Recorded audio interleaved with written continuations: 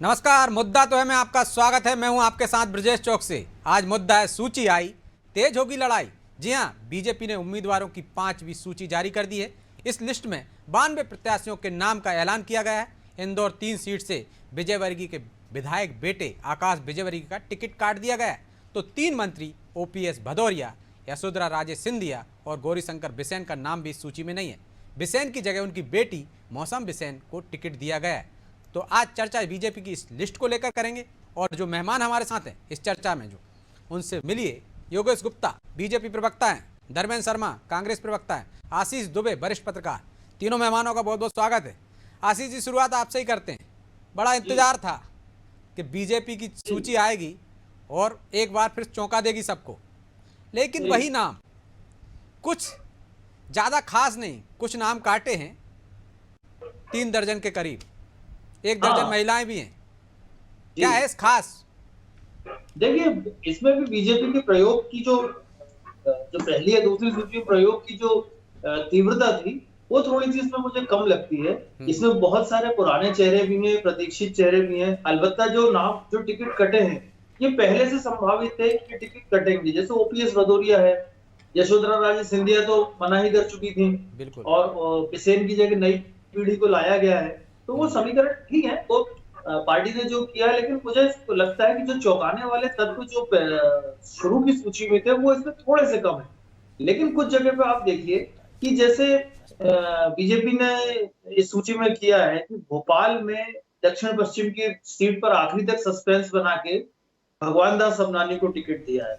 भगवान दास सबनानी बेसिकली जो है वो इस क्षेत्र के नहीं, भोपाल में, वो दूसरे क्षेत्र के। लेकिन वो जिलाध्यक्ष रहे हैं तो पूरे जिले का हम मान सकते हैं। बिल्कुल हो सकता है, लेकिन उनकी जो रुचि थी वो हम सब जानते हैं किस क्षेत्र में थी। तो इसलिए ये एक प्रयोग है, कोई बुराई नहीं है प्रयोग करने में, ठीक है, अच्छा है। लेकिन देखिए, जो नर्मदापुरम होशंगाबाद की सीट है, वहां पे भाई और भाई में संघर्ष की स्थिति है। वहां पे सीता शरण शर्मा को भी टिकट दिया गया है, गिरिजा शंकर शर्मा। कांग्रेस ने भी ये प्रयोग किया है, सागर में निधि जैन को भी दिया है टिकट और भाजपा से शैलेंद्र भी है। तो ये प्रयोग, जो ये स्थितियां है या नौबत है या अंतिम विकल्प था दोनों ही दलों में, वो इसी तरह से शायद इसी निष्कर्ष पे आए हो। लेकिन अब चूंकि मुकाबला साफ हो गया है, खुल गया है मुकाबला, अब ये साफ समझ में आ जाता है कि ये मुकाबला किस तरफ आगे बढ़ेगा।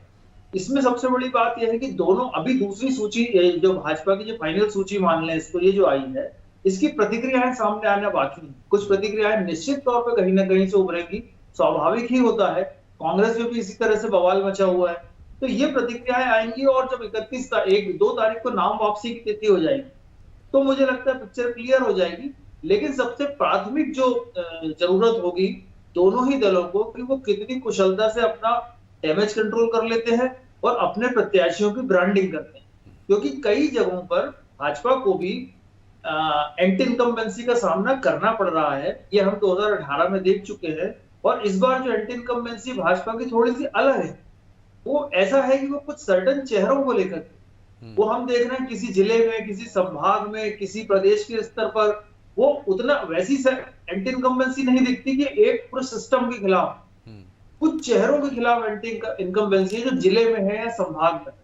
तो उसको कांग्रेस, बीजेपी कैसे ओवरकम करेगी, कैसे क्या करेगी, ये उसके मैकेनिज्म पे निर्भर है। क्योंकि उसके पास एक बड़ी और दक्ष चुनाव मशीनरी है और उसमें अपेक्षाकृत अनुशासन की भावना ज्यादा है। तो एक तरीका तो यही था कि वो चेहरे बदल देती, तो जो चेहरों के खिलाफ एंटी इनकम्बेंसी होती वो एक तरह से खत्म हो जाती। लेकिन योगेश जी, आपके पास भी कोई विकल्प नहीं थे, इसलिए जो एंटी इनकम्बेंसी स्थानीय स्तर पर है उसको रोकने के लिए आपने दूसरे उम्मीदवार नहीं उतारे, ज्यादा टिकट काटे नहीं है। देखिए ब्रजेश जी, मध्य प्रदेश की जनता को भारतीय जनता पार्टी ने जो पहली लिस्ट में 136 और आज 92 जन सेवक सुपुर्द किए हैं, निश्चित रूप से वो जन भावनाओं के अनुरूप अपना कार्य करेंगे और अभी तक करते हैं। जहां पर थोड़े बहुत असंतोष या शिकायतें ज्यादा थी, वहां पर केंद्रीय नेतृत्व में टिकट में परिवर्तन भी किया है, चेहरे भी बदले। मैं आपकी इस बात से सहमत नहीं हूं। और वरिष्ठ पत्रकार जो आदरणीय आशीष दुबे जी ने कहा है, मैं उनसे अक्षर अक्षर सहमत इसलिए हूं कि जहां जिन जिलों में, जिन संभागों में थोड़ी बहुत एंटी इनकम्बेंसी थी, उसको दूर करने का प्रयास केंद्रीय नेतृत्व ने किया है। हम भारतीय जनता पार्टी की, हमारी 18 वर्ष पुरानी सरकार है। मध्य प्रदेश की जनता ने माननीय मुख्यमंत्री शिवराज जी के नेतृत्व में इस मध्य प्रदेश को आगे बढ़ते हुए देखा है। यहाँ पर हमारे मध्य प्रदेश में हमारे किसान भाइयों को उनकी जो आर्थिक स्थिति थी 2003 के मुकाबले, उससे काफी कुछ हद तक उभरते हुए देखा है। 5 बार कृषि कर्मण अवार्ड को प्राप्त किया है। 65,000 से ज्यादा नल जल योजनाओं का शुभारंभ माननीय शिवराज जी की सरकार ने किया है। लाडली बहनों के खाते में 1,30,00,000 बहनों के खाते में 1,300 करोड़ रुपए डाले गए हैं। उज्ज्वला गैस के अंतर्गत माननीय प्रधानमंत्री मोदी जी की जो केंद्रीय स्कीम है, उससे अलग हटकर राज्य स्तर पर भी 400 रुपए हर बहन के खाते में जमा किए गए। लगभग 40-44 लाख बहनें ऐसी हैं जिनके खाते में 269 करोड़ रुपए डाले गए। तो निश्चित रूप से मध्य प्रदेश विकास की राह पर अग्रसर है और केंद्र और मध्य प्रदेश में जो भारतीय जनता पार्टी की डबल इंजन की सरकार है, ये हमारे जो जनसेवक उतारे हैं, निश्चित रूप से इसमें मध्य प्रदेश की जनता का हमें ये सूची तो आप पहले भी जारी कर सकते थे योगेश जी, पहले भी ये सूची जारी हो सकती थी। सीतासरन शर्मा को आपको उतारना था, सुरेंद्र पटवा को आपको उतारना था, तो मैदान में उतार सकते थे। तो फिर इतने लेट क्यों? इसलिए संशय हो रहा था कि आप काटने वालों ज्यादातर नाम काटोगे, क्योंकि होल्ड ही है तो मतलब कटेंगे ही नाम। लेकिन सिटिंग एमएलए को दिया आपने। लगभग 70-72 नाम काटे भी गए, ऐसी बात नहीं है। तो बाकी जगह विकल्प नहीं मिले शायद। 288 प्रत्याशियों। वहीं दूसरी तरफ आप कांग्रेस की जो 229 कैंडिडेट की सूची आई है, एक मुख्यमंत्री दूसरे मुख्यमंत्री के कपड़े फाड़े, कभी टिकट काटी, टिकट का पूरा समाधान हो गया तो आज पीसीसी कार्यालय पर दिग्विजय सिंह जी और उनके बेटे के पुतले जलाए गए। कमलनाथ जी के बंगले पर नग्न प्रदर्शन होता है। राकेश मवई जो प्रत्याशी थे जिनकी मुरैना से, जिनकी जगह गुर्जर को टिकट दिया है, उनका दावा है कि 6 के 6 जिलों पर मैं कांग्रेस को सबोटेज करूंगा। इस प्रकार कई जगह मैं जिलों के नाम आपके सामने उल्लेखित करता हूं। कई जिलों में बहुत ज्यादा असंतोष की भावना है। भांडेर, बुरहानपुर में तो 23 के 23 कांग्रेस पार्षदों ने इस्तीफे दे दिए।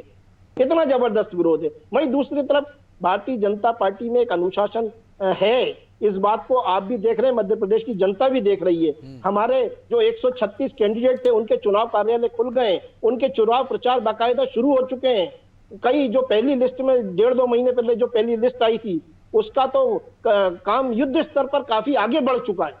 वहीं दूसरी तरफ कांग्रेस का प्रत्याशी कल डिक्लेयर हुआ। जैसे भोपाल उत्तर की बात करूं, भोपाल की सीटों को ही लेकर कांग्रेस में घमासान मचा हुआ है। बैरसिया में राम मेहर गदर मचाए हुए हैं, मध्य में साजिद अली गदर मचा रहे हैं, तो दक्षिण में आपके सामने स्थिति छुपी नहीं है। कल ही जिलाध्यक्ष का पदभार बीजेपी की पहली सूची आई थी, तब भी कोई असंतोष के ज्यादा सुर सुनाई नहीं दिए, शांति से सूची आ गई।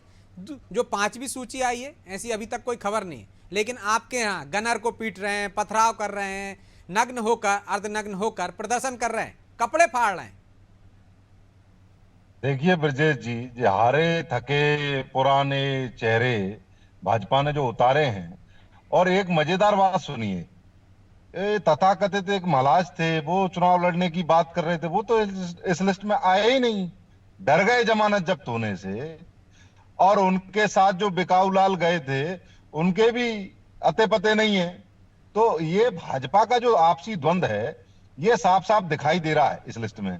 और मैं तो ये की कहूंगा, इनके 18 साल की प्रशासन शिवराज सरकार, सुनिए तो, कांग्रेस पार्टी आंतरिक लोकतंत्र पर विश्वास रखती है और यहाँ एक एक कार्यकर्ता की बात सुनी जाती है। हमारे नेता एक दूसरे के साथ बैठकर अपनी जो भी बातें उनको निपटाते हैं। बंद कमरों में बैठकर, महलों में बैठकर षड्यंत्र नहीं करते भाजपाइयों की तरह। आज क्या हुआ, ग्वालियर चंबल संभाग में तथाकथित महाराज के समर्थक बिकाऊ लाल का एक का ग्वालियर पुलिस पे टिकट काट दिया। अरे थके लोगों को टिकट दिया। आप ये मानकर चलिए मैं ग्वालियर चंबल से आता हूं, दावे से कह रहा हूं, और पेन आप लेकर बैठे हो तो लिख लीजिए, 34 में से 30 सीट कांग्रेस पार्टी जीतने जा रही है। इनके अते पते नहीं है, इनके षड्यंत्रकारी नेताओं का अता पता नहीं है, और पूरे के पूरे ग्वालियर चंबल संभाग में कांग्रेस पार्टी की आंधी है। माननीय कमलनाथ जी के नेतृत्व में इस प्रदेश की जनता ने बदलाव का मन बना लिया है। उसका मुख्य कारण है शिवराज सिंह सरकार के 18 साल के कुशासन। सुनिए तो, शिवराज, अरे सुन तो लीजिए, कह रहे हैं, सुन तो लीजिए, क्या बेटों को स्थापित करने वाले, ये बीजेपी नहीं कह रही, आपके नेता कह रहे हैं ना भाई। अरे साहब, कांग्रेस पार्टी में आंतरिक लोकतंत्र है। आप जनता के आक्रोश को सुनिए। जो शिवराज सरकार ने 29,000 से अधिक झूठी घोषणाएं की जो आज तक पूरी नहीं हुई, उसको लेकर जनता में आक्रोश है। और 18 साल के इनके कुशासन, 50% का जो कमीशन का खेल भाजपा के नेताओं ने किया, अपनी तिजोरियां भरने का काम किया, भ्रष्टाचार से पूरे मध्य प्रदेश को जो लूटा वो तो है। कमलनाथ जी ने उसका कहा कि वो बदला नारियल लेने के लेकर जेब लिए- में घूमते हैं, तो उन्होंने कहा वो तो सुनिए, विकास के काम के लिए नारियल लेकर घूमते अरे हैं। साहब, आप लोग ताला ये- लगा देते हो सरकार में आकर योजनाओं पर। ये विकास है। 50% का कमीशन खा लो। पुल पुलियों में डैम टूट गए, कितने सारे डैम। और बाबा महाकाल को लूट लिया, बाबा महाकाल को तक नहीं छोड़ा इन्होंने, वहां भी 50% कमीशन खा गए।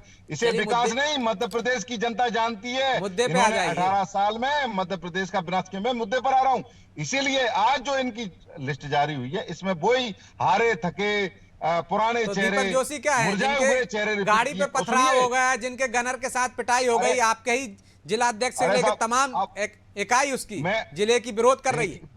भारतीय जनता पार्टी में यहाँ जो एक बिकाऊलाल सिंधिया के साथ गए थे ठीक। ग्वालियर पूर्व से, उनका टिकट कटा है, वो साइकिल की सवारी करने की तैयारी कर रहे हैं। और यहाँ ये स्थिति है, एक तरफ महाराज का गुट नरेंद्र सिंह के गुट को निपटा रहा है, पवैया जी का गुट, प्रभात नजर झा नहीं जी आ का रहा है गुट। ना, सुनिए आपके यहाँ तो सड़क पर नजर आ रहा सुनिए है। तो योगेश सड़कों जी, आपके यहाँ पर। गुटबाजी अरे ज्यादा आप है, एक ग्वालियर दूसरे को आइए, अंदर आप खाने में ग्वालियर निपटा रहे आइए। हैं। ब्रजेश और जी, उनके यहाँ मेरा एक आग्रह आंतरिक है लोकतंत्र आपसे। नहीं, बाहरी ब्रजेश जी, लोकतंत्र भी है, इसलिए ब्रजेश सड़क जी, पर विरोध कर रहे हैं ब्रजेश लोग। जी, ब्रजेश जी, मेरा एक आग्रह है आपसे, आप ग्वालियर चंबल की विजिट पर आइए, मैं आपका स्वागत करूंगा। आपको ठीक दिखेगा है, अभी तो हम कैसे पूरे मध्य सड़कों प्रदेश पर की बात कर रहे हैं एक ना, दूसरे को निपटा रहे आप हैं। ग्वालियर चंबल पे मत अटकिए, पूरे मध्य प्रदेश की में बात भी कर यही हाल है। एक ठीक। तरफ शिवराज गुट, जवाब नारायण ले गुट, लीजिए। लाज गुट, कैलाश जवाब ले गुट, लीजिए।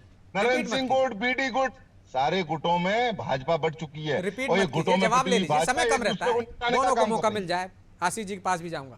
जी योगेश जी, जी देखिए ब्रजेश जी, ये थके हारे शब्द का इन्होंने 2 बार यूज किया। तो थके हारे लोगों के हाथ में तो मध्य प्रदेश कांग्रेस का संगठन है, जो बड़े अरे 2 शिवराज सिंह मुख्यमंत्री जी हैं, का चेहरा जो है बड़े थका हारा, मुख्यमंत्री और हैं, जो आपने वो प्रत्याशी थके उतारे हारे वो हैं। थके हारे। एक और दूसरे के सुनिए, कपड़े मध्य सार्वजनिक प्रदेश रूप से की फाड़ जनता ने घर देखिए, बिठाने मैं का आपके मन बीच में बना नहीं लिया बोला है। था। अरे मैं आपके बीच में- आपको धर्मेंद्र जी, और आ आम जाने आदमी दीजिए। पार्टी को घर में बिठाने का मन बना लिया है मध्य प्रदेश की जनता ने।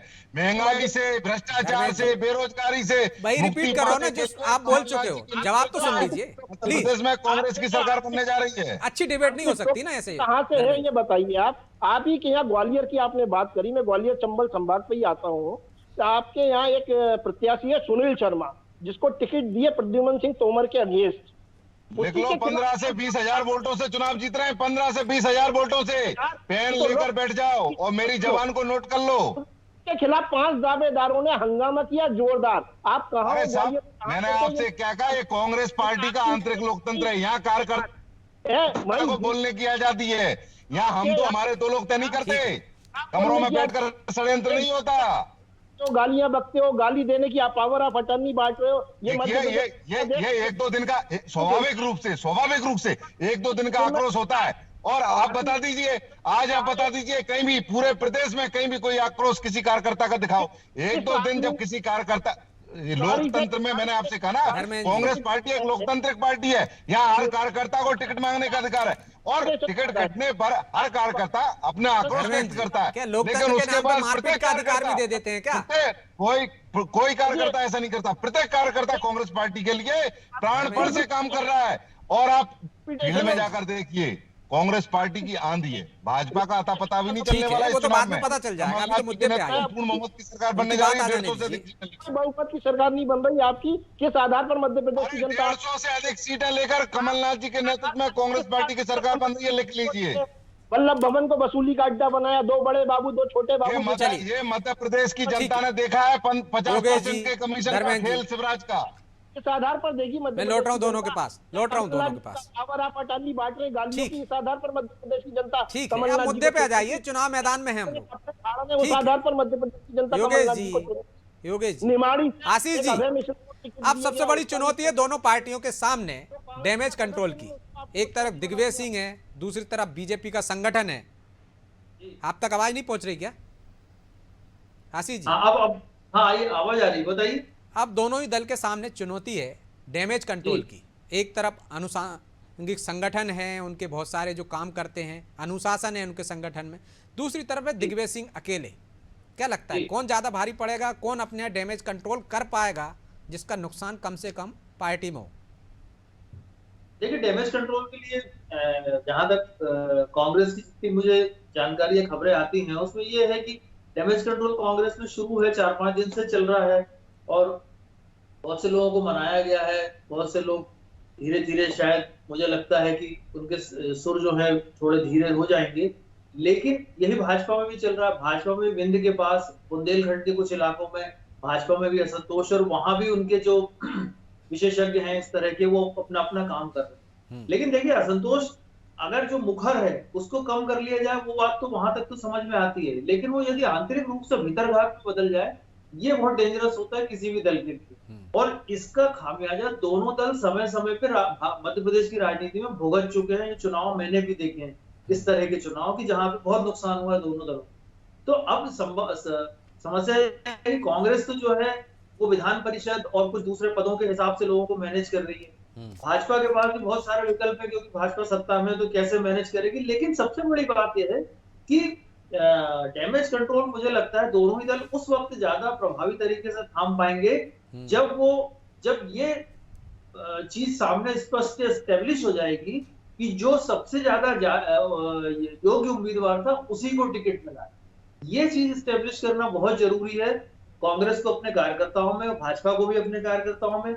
अगर ये चीज नहीं हो पाई और वो कार्यकर्ता, जो दावेदार हैं, वो अगर अपनी जिद पर अड़े रहे, या कोई महापंचायत बुला रहा है, कोई न्याय यात्रा निकाल रहा है, कोई कुछ कर, तो ये चीजें जो है डैमेज होंगी। तो योग्यता का सबसे उपयुक्त उम्मीदवार कौन था, इसका पैमाना क्या है? सर्वे को हम मानते थे, लेकिन सिद्धार्थ तिवारी आ जाते हैं तो बीजेपी उनको उम्मीदवार बना देती है, अभय मिश्रा उधर चले जाते हैं तो कांग्रेस उनको उम्मीदवार बना देती है।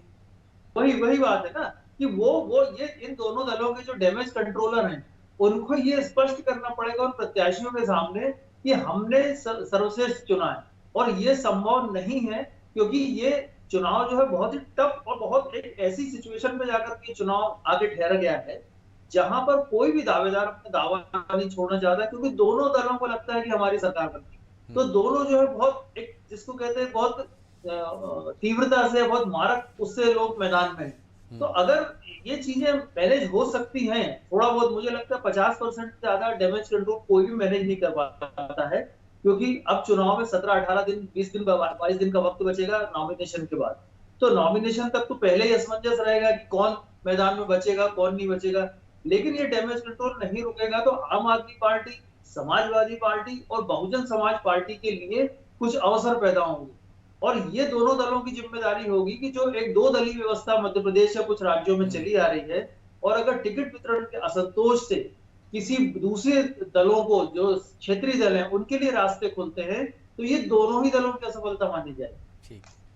तो योगेश जी, देरी से सूची जारी हुई है आपकी, समय भी कम है, ऐसे में असंतोष को कैसे साधेंगे? पिछली बार हमने देखा 2018 में इसी भीतरघात असंतोष की वजह से आप लोग सत्ता में आने से चूक गए थे।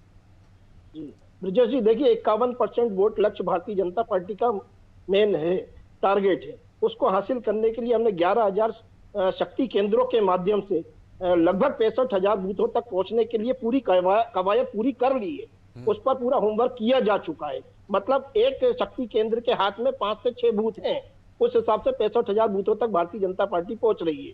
हमारे 136 प्रत्याशी पहले ही डिक्लेयर हो चुके हैं, उन्होंने अपना काम शुरू कर दिया। आज जो प्रत्याशी डिक्लेयर हुए हैं, इनका कहीं भी कोई अंतर विरोध अभी तक तो देखने में नहीं आया, और थोड़ा बहुत अगर कोई विरोध के स्वर उठेंगे भी तो उनको साधने की पूरी कवायद केंद्रीय और राज्य के जो बड़े हमारे दिग्गज राजनेता है वो कर लेंगे। इस बात का मुझे पूरा भरोसा है। गुटों में बटी हुई पचौरी गुट, यादव गुट, अजय सिंह जी का गुट, दिग्विजय सिंह जी का गुट, कमलनाथ जी का गुट, और इस प्रकार अलग अलग गुटों में बटी हुई कांग्रेस, जो अपने अंतर द्वंद्व से जूझ रही है और जिसको मध्य प्रदेश की जनता देख भी रही है। हमारे जो गुट गिनाए इन्होंने, वो सारे एकजुट है, कहीं भी कोई गुट नहीं है। जब प्रत्याशी डिक्लेयर हो जाता है तो सब कमल के फूल के लिए काम करते हैं, भारतीय जनता पार्टी के लिए काम करते हैं। हमारा एक कैडर बेस्ड संगठन है, अनुवांशिक संगठन है, और हमारे यहाँ अनुशासन है। तो इसका मुझे पूरा भरोसा है कि मध्य प्रदेश की जनता जो देख रही है, समझ रही है, और जो काम हमने 18 वर्षों में करके दिखाए वो निश्चित रूप से मध्य प्रदेश की जनता के समक्ष है। और जो 15 माह का कार्यकाल कमलनाथ जी का था, वो भी मध्य प्रदेश की जनता ने देखा है। उसके आधार पर जनादेश हमको मिलेगा, हम निश्चित रूप से 150 पार जाएंगे। तो धर्मेंद्र जी, यहाँ गुटबाजी कम है या दिख नहीं रही है जैसा आप कह रहे हैं? वहाँ तो टिकट भी कट जाते हैं सिंधिया समर्थक के, तो वैसे विरोध के सुर सुनाई नहीं देते जिस तरह आपके यहाँ सुनाई देते हैं। तो यहाँ की गुटबाजी आपकी गुटबाजी से कम है, जो आपको नुकसान ज्यादा पहुंचा सकती है। ब्रजेश जी, नरेंद्र सिंह के लोगों को नुकसान पहुंचाने के लिए सिंधिया गुट के लोग काम कर रहे हैं। सिंधिया जी को नुकसान पहुंचाने के लिए पवैया जी के, प्रभात जी के गुट के लोग काम कर रहे हैं। शिवराज जी को नुकसान पहुंचाने के लिए सिंधिया जी के गुट के काम कर रहे हैं। शिवराज जी के लोग कैलाश जी को निपटाने के लिए काम कर रहे हैं। ये सब लोग ऐसे आप एक दूसरे को निपटाने के लिए लगे हैं, तो ये पहले आपस में निपट लें। रही बात कांग्रेस की, तो मैं आपको विश्वास दिला रहा हूं, माननीय कमलनाथ जी के नेतृत्व में मध्य प्रदेश की जनता 150 से अधिक सीटें देकर कांग्रेस की सरकार बनाने जा रही है। उसका मुख्य कारण है कि कमलनाथ जी के प्रति, बनेगी ये तो भविष्य में पता चलेगा। बहरहाल समय की कमी है धर्मेंद्र जी, इसलिए आपको रोक रहा हूं। इस चर्चा को यहीं विराम देना होगा। आप तीनों मेहमानों का बहुत बहुत धन्यवाद। तो दोनों तरफ से सूचियां जारी हो चुकी हैं, उम्मीदवार मैदान में हैं। अब असली लड़ाई होनी है। कौन डैमेज कंट्रोल कर पाएगा, कौन इसमें सक्षम है, वही ज़्यादा सफल होगा। अब बारी इसी की है कि जब तक नामांकन वापसी के समय आता है तब तक विरोध के सुर भी उठेंगे। एक तरफ देखने को भी मिल रहे हैं कि किस तरह से गनर की पिटाई हो रही है, पथराव हो रहा है। दूसरी तरफ से अभी खबरें आना बाकी हैं, क्योंकि सूची अभी अभी जारी हुई है। यदि आती हैं तो कौन इसमें सफल होता है? एक तरफ संगठन है, दूसरी तरफ दिग्विजय सिंह है, जो पिछली बार विरोध को साधने में सफल रहे थे। क्या इस बार भी सफल होंगे? और जो सफल होगा उसे सफलता मिलना लाजमी है। बहरहाल मुद्दा तो है, इतना ही। मुझे दीजिए इजाजत और आप देखते रहिए अनादि टीवी। नमस्कार।